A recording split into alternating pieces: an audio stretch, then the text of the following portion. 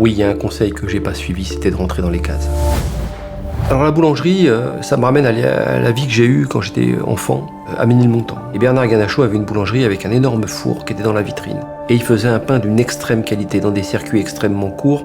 Donc ça a été mon rôle modèle dans l'alimentation. C'est-à-dire que j'ai regardé ce monsieur pendant des années et je me disais, ouais, je suis pas bon à l'école, mais au moins, lui, je suis pas sûr qu'il était bon à l'école et il a réussi quand même. Pourquoi le pain? Parce que c'est, je dirais, c'est le premier ingrédient finalement de la gastronomie française. J'ai eu l'idée de proposer un projet métier à des gens qui étaient en précarité. Et ça a fonctionné tout de suite. Et dans Cuisine Mode d'Emploi, on s'adresse à des publics éloignés de l'emploi ou qui peuvent potentiellement avoir des accidents de parcours comme d'être sous main de justice.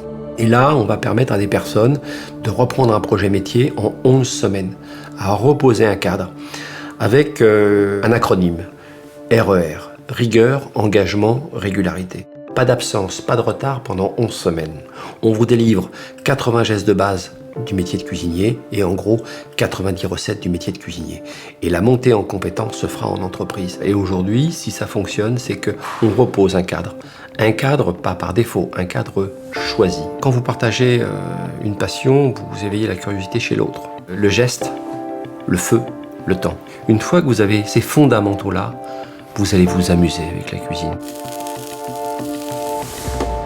Alors j'ai découvert le saké au Japon. Je bois pas d'alcool.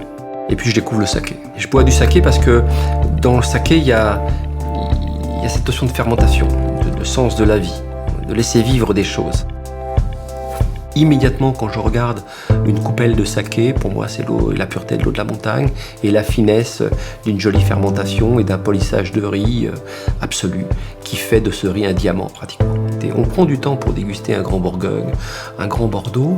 Il faut prendre le temps de sentir un saké. Et quand vous goûtez un saké sur un dashi ou sur quelque chose de légèrement fumé, c'est ces deux notes qui vont se varier. Et là, vous avez une saveur qui n'est ni salée, ni sucré, ni acide, ni amer, qui est la 5e saveur, la saveur d'umami.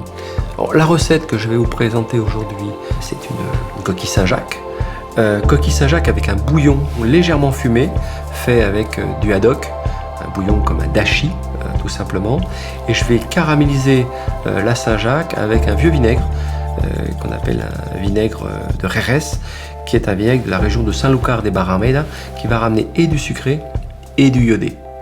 Et puis, la puissance de l'ail noir, frais, légèrement fermenté.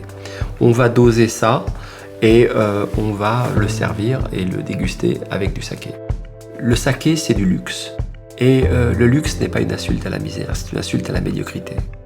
Je suis Thierry Marc, je suis exécutif chef pour le groupe Mondart Oriental.